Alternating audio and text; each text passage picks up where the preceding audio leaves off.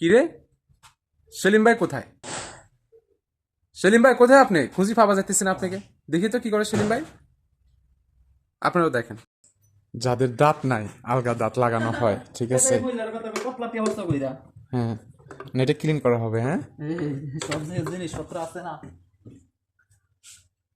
একজন মহিলা এসছে, ওই মহিলার দাঁত আলগা, দেখতেছেন আপনারা সবাই।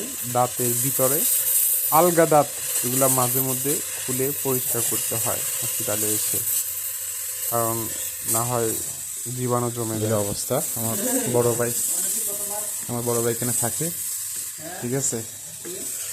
বড় ভাই থাকতে থাকতে এখানে অনেক কাজ শিখে ফেলছে, নিজে করতে পারে। হ্যাঁ, শুধু আমি না, পাশাপাশি অনেক বাংলাদেশি ভাই ওনার হাতে কাজ করাইছে, ওনার এখানে আসি কাজ করছে। হুম, যেন সেভে যেন এই যে কাজটা করা হয়, বা দেখা যায় যে দাঁত বলেন বা কোনো হসপিটাল বলেন, বিদেশের বাড়িতে কিন্তু অনেক টাকা খরচ করতে হয়। তা আমরা যারা বাংলাদেশি আছি, ওনার এখানে আসলে 50% হিসাবে আমরা ছাড় পাই।